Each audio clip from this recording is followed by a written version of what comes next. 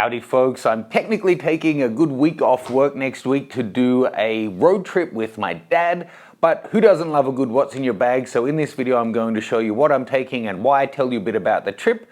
Let's do it.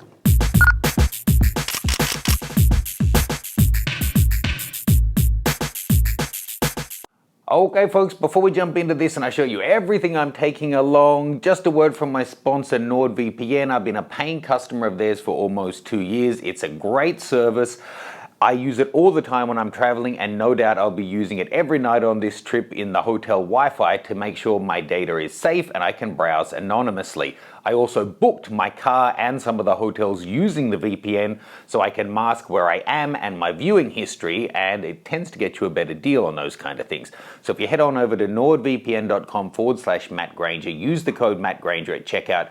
Firstly, you get 1 month bonus free and you'll get 75% off their 3-year deal. It's also blazing fast. They have over 5,000 servers around the world and they're constantly adding more. It's a great product. I use it. Check it out.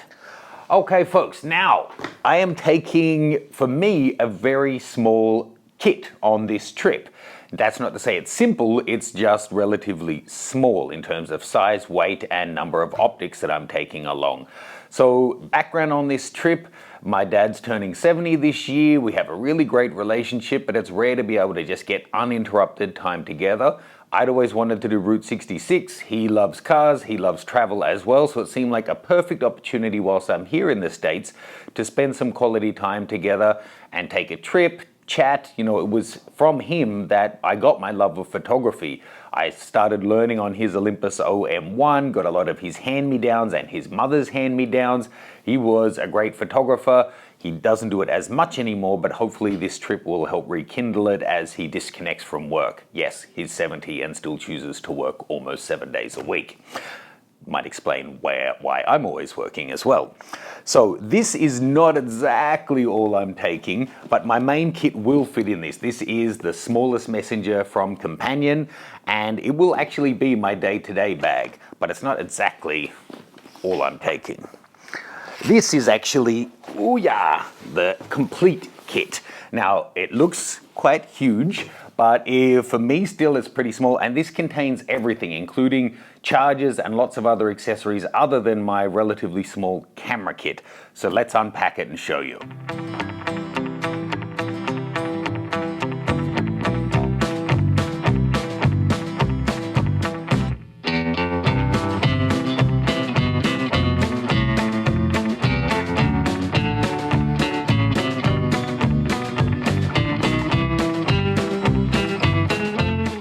So a simple setup can suddenly grow, huh? Let me talk you through each thing here. It's really not overkill. Everything will be used probably every day. So I'm quite pumped about this kit. There's a mix of high tech and low tech, but essentially I do want to slow down. I don't want to be backing up and making content every day. I want to be exploring, chatting with my dad, and being open to just go with the flow. So if we pull into an old town and we want to spend an extra hour there to wander around and photograph something, or meet a local and want to hang out and chat, we can do that. Other days, see how we're feeling and just completely play it by ear. So, where to begin? This is the Gitzo Series 2 tripod. I think this is actually the ultimate travel tripod. It's a little bit of a Goldilocks situation. I am filming right now with the 3. I also have a 1, and I love the 1. I take it everywhere, but after working with the 2 a little bit, one of my guests had it in Japan.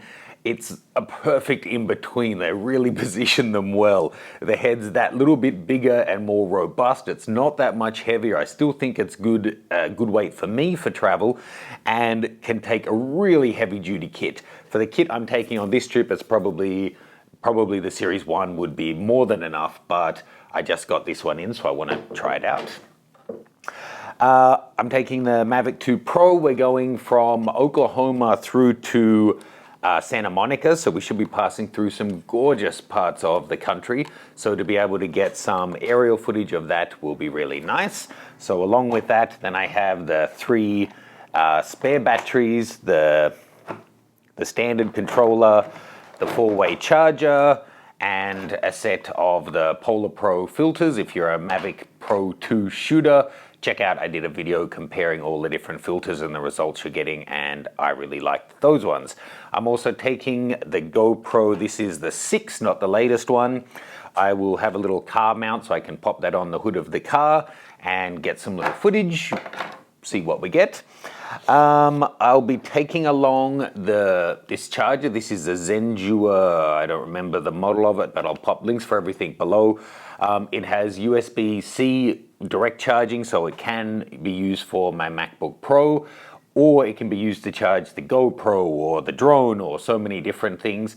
Plus it's got 3 other ports, so anything that needs USB charging, I can just plug this one in and they all get a really, really rapid charge. That's one of my must-haves for travel. It's just fantastic. In terms of actual cameras, so I'm taking my M10P. This is, I've said it before, it's, when I'm reviewing things, I try to be subjective and I try to be helpful. Of course, I'm still not completely impartial. We have our biases. I try to acknowledge them.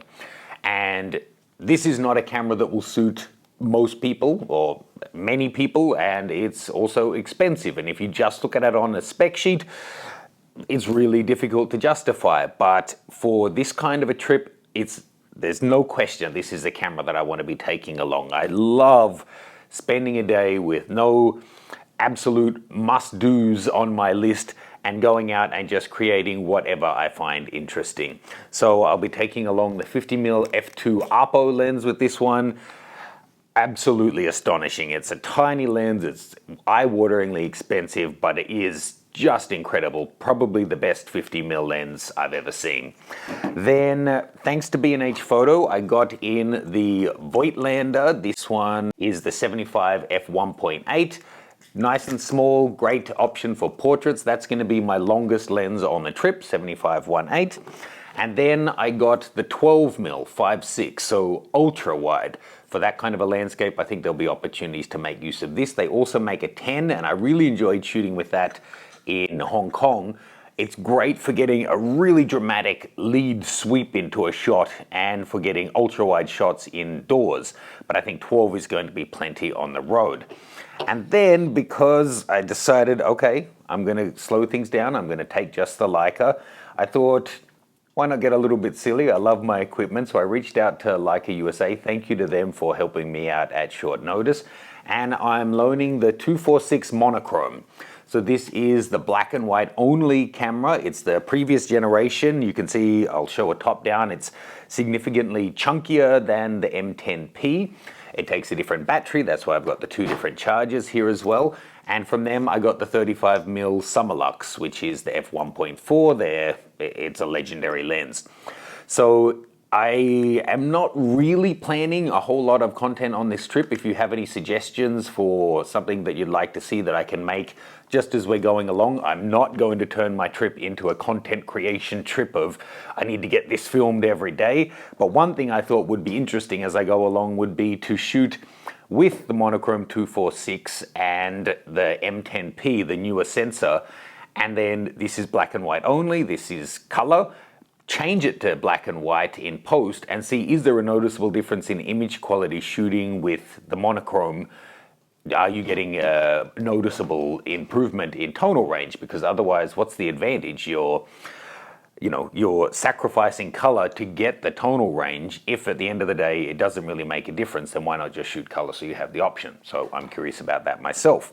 I have the viewfinder for the M10P, and for my dad, thank you to B&H Photo for hooking me up with this. It's a loaner. I'm going to be sending it back to them. My dad's 70th is coming up, and I offered to buy him a new camera. He's still an Olympus shooter. He's got an Olympus DSLR. He doesn't use it that often though, because, with the bag of lenses and everything. So I offered maybe to get him a smaller new Olympus that he could use his current lenses on or something altogether. And you know how dads can be. He said, oh, I'm fine. if I want to take a snapshot, I'll use my cell phone. But I thought this would be a nice option for him. It's the RX100. I went for the Mark V, not the Mark 6, so it doesn't have the crazy long zoom, but I don't think we'll need 200mm on this trip. But having the much faster aperture of 1.8 to 2.8 on this should be great. Still got the pop-up viewfinder, still got the flash, dinky little thing that it is. Not that I think we'll use it, but it does also have 4K. It's mainly the focal length and aperture that's changed between the two. So, you know, it's small and light and can just be in a pocket, and we'll see if he uses it. And if he does, then I might get in touch with B&H about buying it outright for him to keep. So that's pretty much the kit though. I would love to hear your thoughts. Well, I should say from the outset, I don't mean this disrespectfully, but I really don't care what you think of what I'm taking. This is a trip for me, and I'm packing for me, and I'm just sharing it with you for FYI. If you're interested in what I'm taking given this kind of a trip, now you know. But I would be very welcome of hearing what you would take on a road trip, or if you do road trips often, what kind of things you take along, what works for you. This isn't a competition. I'm not doing an X versus Y or I'm right and you're wrong type thing here. I'm just sharing this trip that I'm really excited about to take with my dad and the kit that I'm taking, and that's it. We're gonna load up the car, meet in Oklahoma, drive across the country, and then meet my mum and wife in Santa Monica, actually on my mum's birthday. And then hopefully next year I'll do some kind of a one-on-one trip with her as well. So yeah, that's the kit. This is the Explorer Plus backpack. This will be my first trip with it. It feels really comfortable and really nicely made. They just came out, I think the start of this year. It was a companion Deuter crossover. As you saw, it's got plenty of room and it's also got extra pockets. And one thing that I like, if you're going to do a whole day out, so as well as you probably saw as I was unpacking, it folds completely open. That should be great for TSA and to be able to get the laptop out without messing around with the cameras. Then it's got this style of top, which I've got set up so it's completely partitioned. If I were to put, you know, a metal canister for my water in there, it's not going to be clanking on the cameras. It's actually divided, and then you can open that. But then you can put whatever you want up the top. This is, you know, splash resistant. Just fold it over a couple of times and then be able to fill it up with, I don't know, camping bag or your jacket and lunch and whatever other bits and pieces that you want to carry along with you, and have it separated out from the cameras. That's a nice way, but it doesn't make the bag big or heavier having that section. So I think that's going to work out really nicely. And as I said, most of the time I will just keep all of that in here, except for when I need to charge, when I want to get the drone out, have one of the cameras around my shoulder, and then have spare lenses and the other camera in this little bag. So as we get out to go explore the town, I can grab this, grab the camera, and a really nice little nimble kit. And this can stay safe in the boot or trunk, depending on where you are in the world, until I need the bigger kit. That's enough. Let me know what's in your kit, what you would take for a road trip. I'll see you soon, maybe from the road on Route 66. And now, by the power of editing magic, let's repack in record time.